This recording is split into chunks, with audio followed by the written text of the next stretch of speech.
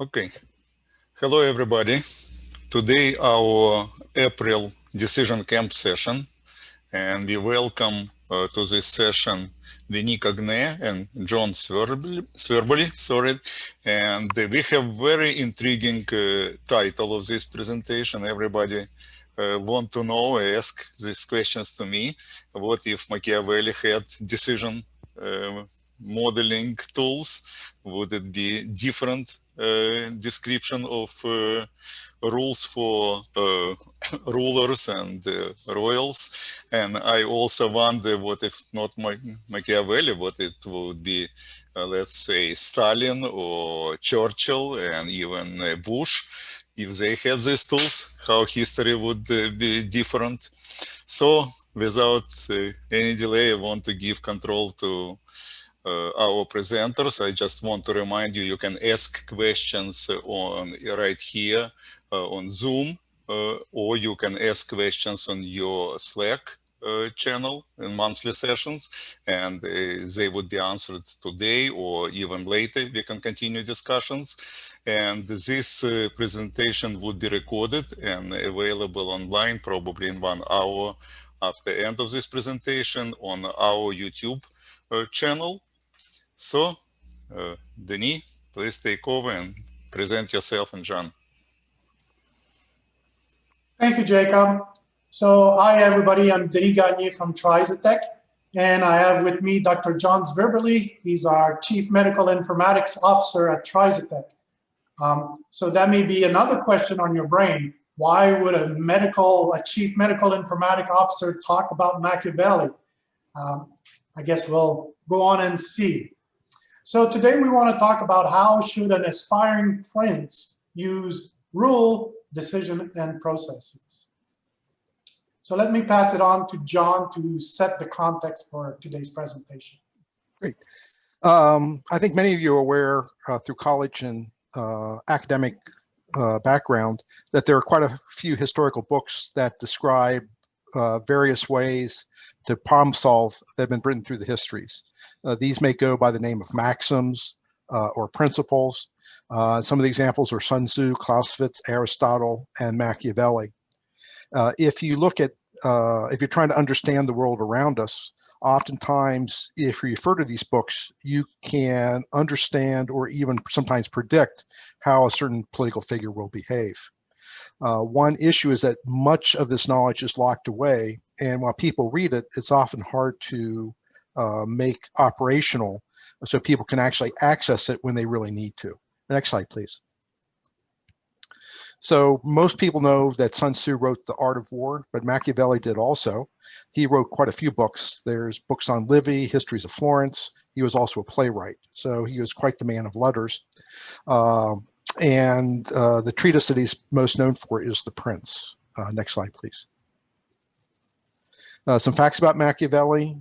He lived in the late 15th, early 16th century. He was a Florentine. He first started to work in 1498 as a diplomat. He was a moderate, and at that time, the Medicis had tried to take over the Republic. And so he was caught between the Republicans and the Royalists. He was denounced in 1513 and placed in exile for several years. After several years, when one of the Medicis died, he was trying to get back into favor so he could go back to the work that he loved. So he submitted this to Lorenzo di Piero in an attempt to get back into court. And this was basically under the patron system, where any academic or musician could gain favor by submitting these documents for their approval.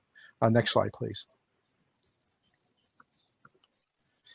Most of us know that he's a controversial figure, and one of the areas of controversy is his view of ethics. He asserted that whoever the leader is should not be concerned about ethics as long as the motivation is to protect the state. One might also point out that at his time, the world was different. Life was cheap. So not only was the matter of protecting the state of interest, it's also a matter of protecting your life, because it was a kill or be killed world. If you were a prince and someone displaced you, you usually were killed. So you had a very strong incentive to stay in power. Next slide, please. A little bit of AI deepfake because we have a lot of AI people on the call. Yeah. So let me, oh, I guess the animation is not running on the share. Oh, that's unfortunate. So we had a deep fake of Machiavelli moving around.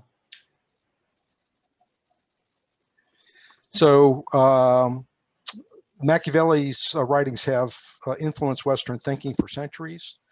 They've been assimilated by various generations, some praising it, some condemning it, but many of its features have become implicit or tacit knowledge.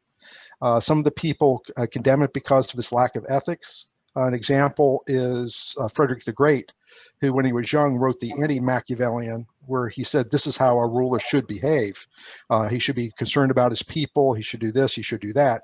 But when he got into power, he behaved in a very Machiavellian way and started the Silesian Wars. So Machiavelli is everywhere, and people may love him and people may hate him, and many people who hate him often follow him. Next slide, please. So our goal is to take the knowledge in the prints, to make it explicit, to attempt to disambiguate it, and then to make it operational. Next slide, please. Now, when one looks at the process, it's plagued by bias because there are many steps involved, and in many times it's limited by the technology that one has access to. We have the mind model, the mindset that Machiavelli had, taking into account the the Renaissance period and their view of the world. We have the original writing that's in Italian that has to be translated. Then the person who reads the translation tries to extract or abstract the knowledge into a usable form. And the interpretation has all manners of bias. There's trying to take the text and make a rule out of it, but also the approach to how you look at the text. And this is a problem that's seen in many areas where a document might specify certain things, but when you try and make it operational, you see that the text is lacking information, or there may be ways to make it better. As a modeler, do you stick strictly to the letter of the book, and that's what your basis is on, so that's all you should do? Or should you have the ability to tweak it and make it more relevant, more valuable? That's where the tools become important, because what you want to be able to do is annotate at each step where it came from, how it was changed. So anyone trying to understand can go back and follow the train of thought. If you don't do that, it becomes a black box. Next slide, please. Okay, so let me talk a bit about our approach. We took a very simple approach to it. So we started from the narrative text. So the source was the narrative text, one particular version. And then we went through a step of disambiguation by creating concept map using noun concepts and verb concepts and business rules, and then use these to create our process and decision for operationalization of the whole idea here. So it's a simple three-step approach that we took to create this model. So the source document that we used was Project Gutenberg's ebook of the prints, which is available online.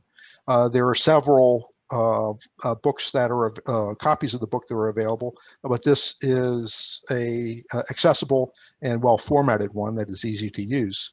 Next slide, please. And this is beginning of one of the chapters. Now, when one reads the prints, it becomes pretty obvious that there are a lot of rules. One of the features that is modern about Machiavelli is that he loves to categorize. He categorizes things into all manner of situations. So you can have various types of states. States may be a republic, they may be a principality, they may be ecclesiastical. If you're a principality, you may be hereditary or it may be acquired. If you're a state, it might be similar or dissimilar, close or far to the prince's domain. All these factors create categories, And what Machiavelli does is he creates rules that are applicable to each category, because some rules work great in some situations, but they don't work in others. He also gives overall guidance about what are easy battles to win and which ones that you don't want to try. He noted that trying to rule a republic is notorious because it's very hard to get people who live in freedom to give up their freedoms. So each one has different problems. Each one requires different solutions. Next slide, please. So getting into our disintegration step, we use the Trisotech Knowledge Entity Modeler. The Trisotech Knowledge Entity Modeler is a tool for creating concept map, vocabularies, and business rules. And so through that, we generated various maps, concept maps, including, the prince and his goals and the different structure of the book and of his teachings or maxims, if you want. And in particular here, you see that each term can be disintegrated with definitions by mousing over the term. And in particular here, we're going to focus on maintaining the principality. And I think one of the features of Machiavelli is one key concept is how to acquire or maintain the principality. But another is to have the right psychology, because to become a prince, you have to be obsessed with power and money. To actually pull it off, you have to behave in a correct and proper way. If you don't, ruin follows. So he spends a lot of time on how should a prince behave in good ways and bad ways, but all for a common goal. Back to you. Thanks, John. So basically what we did is we created concept maps as in the previous slides, and then with those concept maps came our noun concepts and our verb concepts that are displayed here. And you can see that you can add the definition and with the verb concept, and you can mouse over to get the definition of your information. So that helps to disambiguate as closely as possible based on our interpretation. Naturally, as John talked about earlier, there is bias at every layers of the work, but at least when you get to the final product, you have a completely disambiguated series of models that you can use. Now, from these concept maps and these verb terms and noun concepts, we also extracted some of the rules coming from the various chapters. So here you can see some of the rules from maintaining the principality and the rule structure and the disambiguation of the rules. So all the terms are disambiguated. You can get definitions so that you clearly understand what the rule means and what its ramifications are. All in all, John, if I'm not mistaken, there was over 200 rules that we extracted from the book? Yes, about 200. Yeah. And so all these rules were categorized according to the categorization that Machiavelli did in his book, and then reflected in here into a full structure of different business rules. So that way, and because of the nature of the book, a lot of the rules are behavior type rules. So it's interesting to see there are some structural rule in there in the text, but mostly behavioral rules. And the rules are written in such a way that they somewhat reflect what's in the text, as to not reflecting someone might consider really good rule terminology. Yeah. So from the rules and from the text and from our disambiguation, we created at the root a case model for the prince, where both aspects are considered, the person himself, whether the prince or the prince to be has the princely qualities or the martial spirit required, and then the principality on how to acquire the principality and maintaining the principality. And again, we're going to focus on maintaining the principality here, just to have a thread of thought in the presentation and demo. Going from there, in maintaining the principality, in that context, you have both consolidating power and governing the principality. And we thought you'd be interested in the processes that is all about the disposition of a person with a problem person or person that you may consider problematic. And if you look at the right for governing the principality in the lower row, none of the items that are listed there are actually mentioned in the prints. They're necessary to comply with what is stated. But the idea of having an intelligence organization or personal branding or a State Department type method of diplomacy were relatively rudimentary at that time. But to make it relevant for today, the concepts have to be entered. So the disposition of a problem person becomes a workflow model here. And you can see that the workflow model is completely disambiguated. That is, that all the terms you can get the definition of the terms in the model. And here you can see that it starts with a decision on how to dispose of the person. And then based on what kind of person you have in front of you, how you will actually dispose of that person to then finally end up to govern the principality. So the decision in this case here is a very simple decision table, but again, I guess the important point we want to make is the fact that all your data inputs, all your labels are disambiguated from the definition of the concept maps, and you can then clearly go into the decision as to what is going on. So I guess we should go into the model a little bit and play with it if we can do that. So here, for example, I have the vocabulary with the definitions, and I'm showing the verb term relations. I can move to the concept map, and here I'm in the maintaining the principality concept map. There are multiple different concept map. Here's the overview concept map. So going back to the principality here, I can have the definitions of all the terms and the interrelationship. When you see 3 dot, the ellipse symbol means that there are more relations that are not shown on that particular diagram. So that's something we borrowed from DMN, the fact that not every view has to have all the relationship.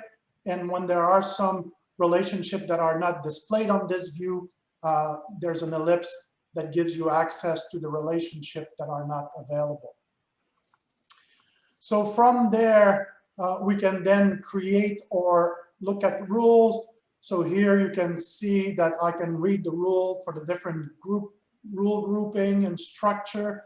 And here the prince protects himself for an enemy. And you can see that all the rule writing is disambiguated. And if you go to write a rule, you have the autocomplete. So for example, the prince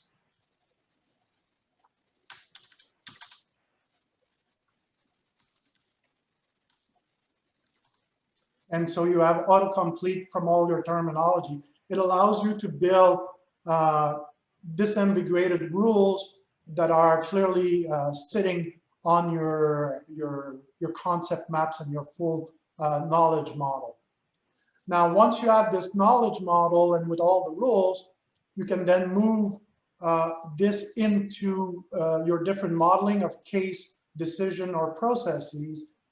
And you can either autocomplete within the labels as shown here, or you can drag and drop elements for reuse purposes. So you have both reuse of disambiguated terminology. So here, if we go into the case of maintaining the principality, again, you have disambiguation of the terminology. And if I move into the process for disposition of various identified people, then you can see that various terms are disambiguated clearly, and you can see the process and the different sub-processes. And for example, if I move to important person, here we've just put a series of steps. And you can see that what we did is we brought into BPMN and CMMN the notion of knowledge source. And this knowledge source in this particular case here, you can see is actually the little lock there means that this is reused by reference of a rule, and you can see the rule from the knowledge model that's influencing this particular set of actions and activities here and decisions. So you can go through and disambiguate either, you know, through sources that are more abstract, like the chapter, or very specific rules that were written in the knowledge model. Now, what's interesting from this is that then I can go and simply publish this rule as a service, or this process, I should say, which includes a few decisions and elements. And once this is published as a service, I can then access that service. And so the service is fully defined with a form to try it. It also generates a full documented REST API for it to run that service. We also generate on the fly an open API file, which is basically a file that you can introspect to do dynamic lookup of your parameters, your input and output, et cetera, et cetera. So if I go and try this particular service, then we can see if we have somebody that is from the former ruling family, then you can see that the former ruling family or adherent should be eliminated, other subject given good laws in court, and then govern the principality. And we just did this little model here so we could do a mix of different people.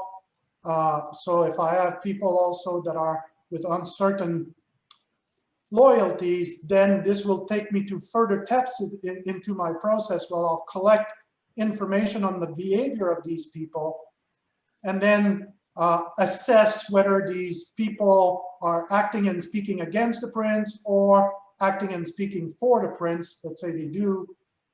Then you will finish with, because we had former ruling family there, you eliminate them, you give good laws to your other subject, and the important person of uncertain reality, you should reward because they're talking about you in a good favor. So we've basically done it so that the whole set of rules here in terms of how do you dispose with the subjects or the people around you are based completely on the rules, completely disambiguated and automated into service, whether decision service or process service or case services. So let me move back to my presentation. Okay, so maybe at the root, sorry about that, for the dizziness here. So our conclusion is that we've taken a very basic approach that probably everybody on this call is familiar with, which is to start from a source, in this case, a narrative text, create some disambiguation by extracting some noun concept and verb concept, creating concept maps to create the full context and disambiguation, and then write rules based on this disambiguation. Armed with these rules, either behavioral or structural rule, then we created process and decision model and case model that we could then actually deploy and use to operationalize how things should be done by the prince. So this approach can be very interesting to disintegrate or go and extract some of the wisdom of very modern, not very modern, but old material that could be made more relevant to the modern world. That's a little bit of the tongue-in-cheek in here, in the sense that we're doing this as an excuse, but more importantly, this approach of starting from a narrative text and making it explicit, disintegrated, and operationalized can be applied to very diverse type of narrative, in particular, things like clinical guidelines in healthcare that we've been applying a lot with John, regulation in various industry, in the mortgage or finance industry, or texts of laws could be approached in a very similar way. There is a movement now that's becoming more prevalent, that is rule as code, and I think they have some of the concept correct. I think they're missing the operationalization step. So in this here, we're showing how you can really start from a narrative and obtain, hopefully, your desired outcome. John, any more comments you want to add on? I think it's not uncommon when you read a book such as Sun Tzu. You read the book, you think you understand it, but when push gets to shove and you're faced with a crisis, you forget everything. One of the premises, just going back to Machiavelli, of his whole book is if you want to stay a prince, you need to survive. For you to survive, you need to have people follow your orders. For people to follow your orders, you need to command an army that is well disciplined, and you've got to give people reasons for being loyal to you. All too often, people find themselves in situations where people will profess loyalty or friendship. They'll die for you and do everything. But when a crisis emerges, they're the first to evaporate. So if you're facing with the reason you need these is when you're facing crisis or a problem. That's when you need to have access to them. Back to you, Denis. And the same is really true in other contexts, such as clinical guidelines in the healthcare context. By having support that is operationalized based on best practice, it helps you in periods of crisis or a situation of uncertainty. The same is true with regulation in various industries. So that was our presentation on Machiavelli. How should an aspiring prince use rule, decision, and processes? Are there any questions we can entertain? Yes, thank you. And here's our deep running now. It wouldn't run the first time. It's running now. Machiavelli brought to life. Hey, Denis, this is Gil. Yes, Gil. So thank you for that presentation to you and John. I had a question, something that's been on my mind, and different tools approach this differently. And there's a lot of experienced people on this call, so I don't think I'm going to be confusing anyone. How would you approach the issue that different principalities want to customize some of the rules? So take the base rules as they are and then customize them to different locations or situations. Well, there's various approach to do that. So one of them could be to take the base rule set and then version it and create different versions for the different application or context or principalities, or you could also use the rule structure and create sub-rules that specify for the different particular application of the rule. So there's different approach depending on which approach you favor. You can do that, and then you can percolate this into the rest of your models. But we talk about bias, but I think we bring up the issue of bias. If a person is going to start tweaking with the rules, the tools are there for them to do it. But if they're not experts in what they're doing, then the quality of the changes may deteriorate. And so I think that's one of the problems, and it happens anytime. Do you adhere to a guideline that is standardized and accepted, or do you make deviations for local conditions? I don't think there's any correct answer, but I think the tools are there that if you do it right, you can do it.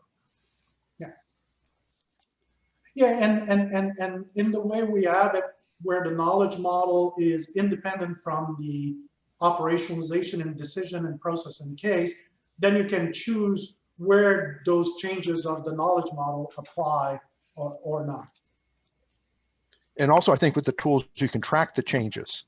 So if you have the original and then you make changes, you can track where those changes are in case you need to go back. Okay, more questions? You need some kind of runtime execution analysis of which rules to execute. Not sure. Is that a question or a follow-up? It's a follow-up comment to the approach. So if you have different versions of the logic and each principality wants to execute their rules, and maybe there's privacy concerns, so they're not supposed to see what the rules are of the other locations, and you need something to manage those versions. Yeah, yeah. And for example, in the context of what we're doing, you can version both at the modeling time, and you can version and control at execution or automation time. And then you can segregate this by different deployment, and then you can trace and audit the different deployment. And then if you want, you can do some machine learning, you can do some log collection and some BI, some business intelligence reporting, and even some machine learning if you want to look at what's going on and compare from one to the other. But also it may affect who has access to your model, because if everyone has access to the same model, and I know how Denis thinks, I can pretty much predict what he's going to do, which can give me an advantage. So each country probably wants to keep these secret, just so that no one can second guess them. I want to ask a question following Gil's request about customization. You're talking about operational rules. And in the book, we usually have more strategic rules without applying them to particular situation.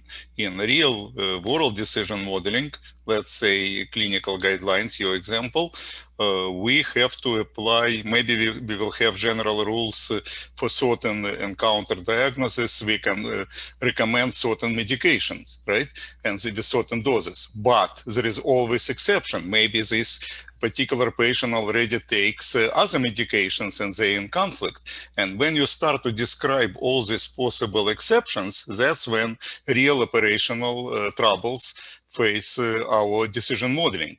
And that's why the value of generic rules written, strategic book rules written in book, relatively they high level and they not so useful in real situations. So this is, they are, but exceptions are the major concern for practical application. So that's how would you consider the value when you have source in the book and when you have real world operational situations?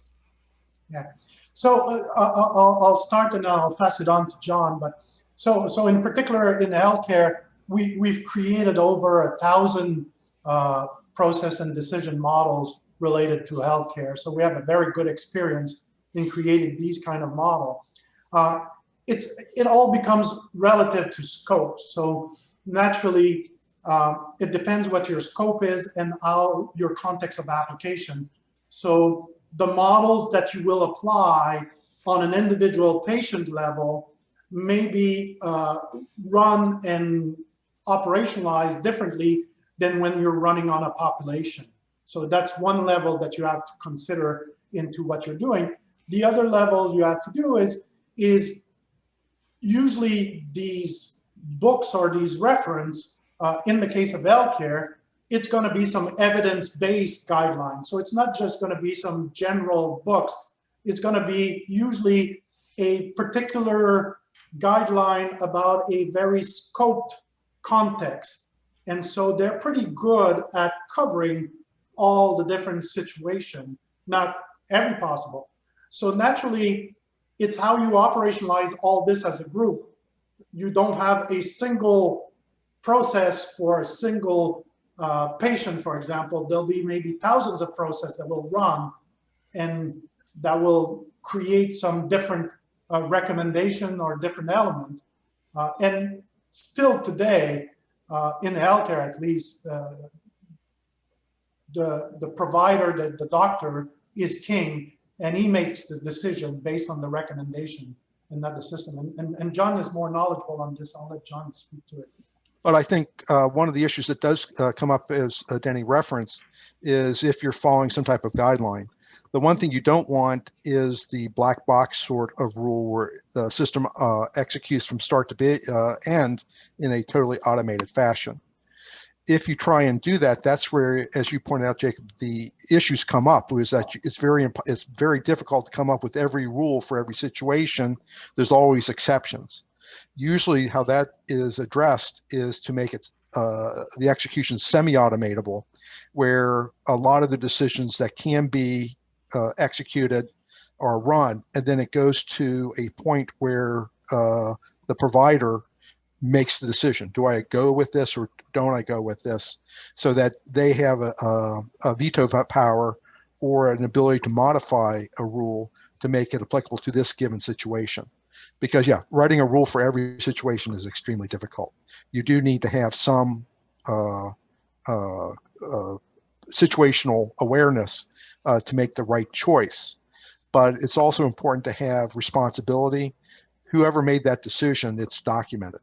And so when something is right or something goes wrong, you know who to go to. Okay, more questions? I don't see No more printed questions. So, Anybody else? Well, I've got one. It's Richie here.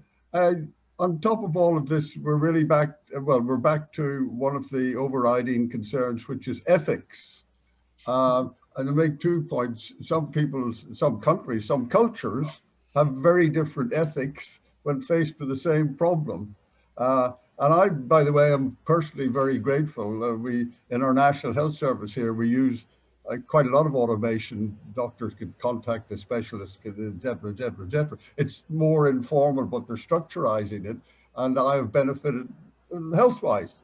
But when it comes to other matters that go on in London, for instance, in the city financial world in London, I do know a number of organizations, and I read about others, whose ethics they don't wish to put down on paper. They don't wish other people to know how they operate. They don't really, and indeed it comes back to some of their ethics. They deliberately conceal what their true intentions are.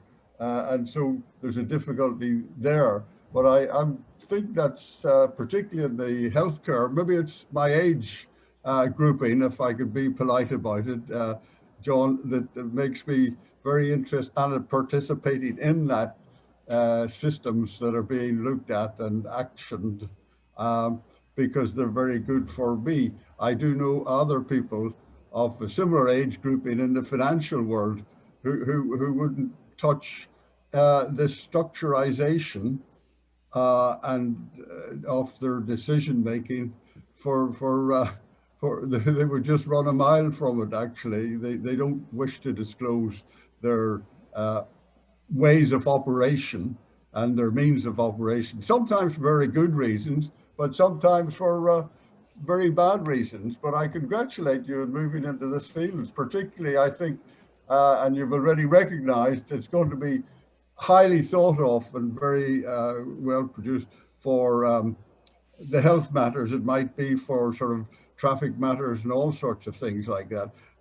Some of the fields you could bring the best benefit to. I think you're going to find some reluctance in some of the financial world people in instituting such a sensible and open thing. So, but thank you very much. It's the ethics. As I get older, I get more interested in the ethics and slightly less interested in the technical matters, though my daughter has labeled me as a techno man as opposed to a sort of human man because of the various attachments. And the latest implementation of what you're now proposing, I think, is in the American military, the frontline infantries, where they're going to be experimenting with issuing them special helmets, head coverings, which will be able to connect back immediately with all their thoughts, all their questions. So they don't have to look up they don't have to carry a big book with 300 different rules in it to decide what to do. It's going to be fully automated. So that's quite an interesting field as well. I know a bit about the military matters in that respect, but thank you very much indeed for educating me. And my lady partner, Brenda, who's the director of strategy, she also says, thank you very much for educating Jacob, and indeed Denis and John. Thank you. But ethics, well, thank you. Thank you for your comments. I think one thing to comment on is that there definitely is a cultural attitude, or I guess more correctly, a generational attitude. If you offer something like this to a person who was a senior physician when I was in training, they would not be interested in it at all, because what they said was what it was, and why and how never really was to be questioned. I think as people have become more digitally attuned and more people are aware of where things can fail, the ability to find out why and how is very beneficial. It's kind of like a policeman wearing a video camera, where you can exactly see what happened, why, and how, which gives you insight. It's no longer he said, she said, or this person did this person did that. You can become objective and make some rational decisions. And while you do lose some authority, you may lose some autonomy. Hopefully there's a benefit to society as a result. Yeah, and at the root of this, as you correctly pointed, Richie, this is an approach for someone that wants to make things explicit and transparent. So if your goal is not to make things explicit and transparent, this is not an approach to be taken. But my only other comment would be, and John's just mentioned it, the logical approach to matters. I've got this sort of ancient theory that people are mainly driven by emotion, and they pretend to have logic in their brain. Maybe it's my Scotch-Irish influence. The logic appears to be a word which is not in the dictionary quite so predominant as the word emotion is. And so one's trying to, this great transfer, one of the reasons I came into computing was, how do mankind go to communicate with machines?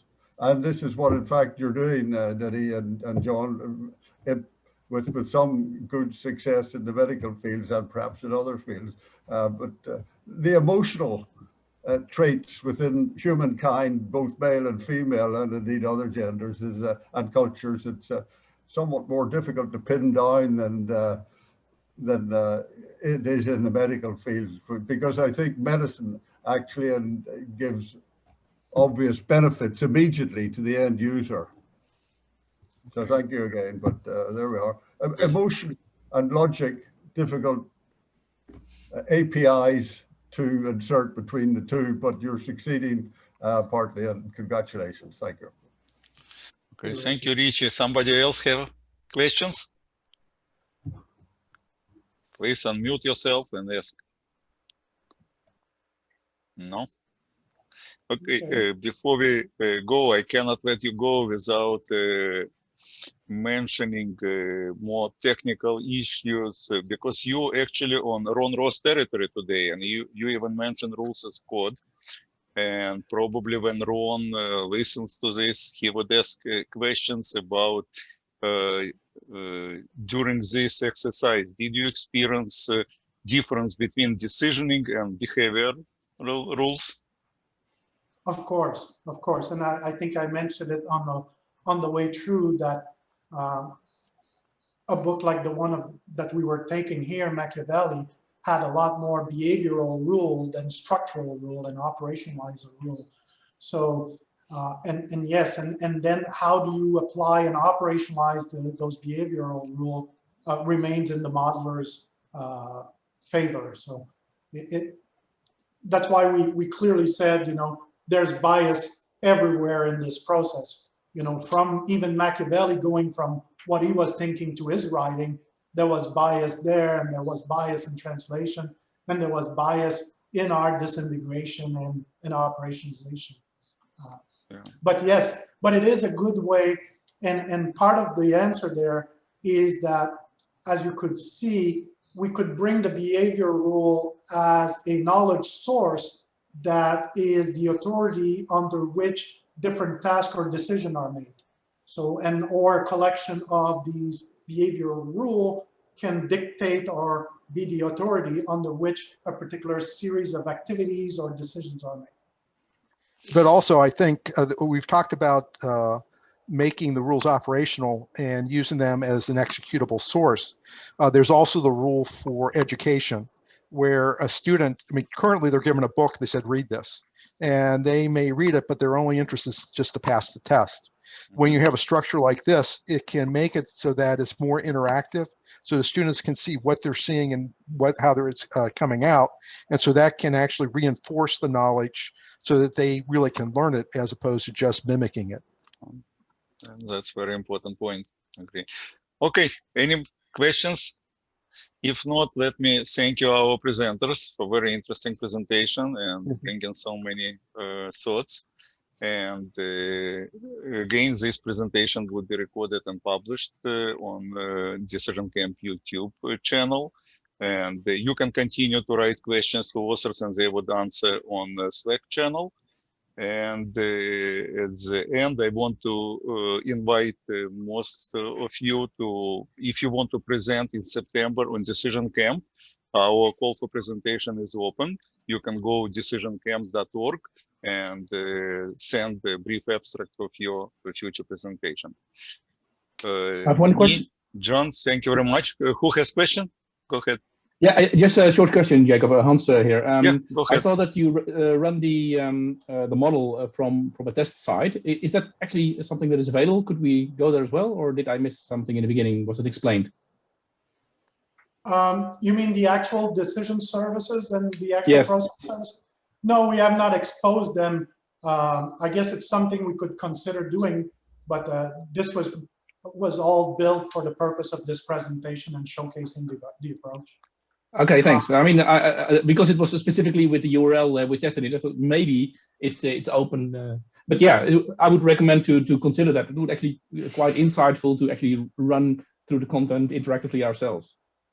Yeah, if you want, you can contact us directly. Our email is on the slide there. You can contact us and we can make arrangement to give you access.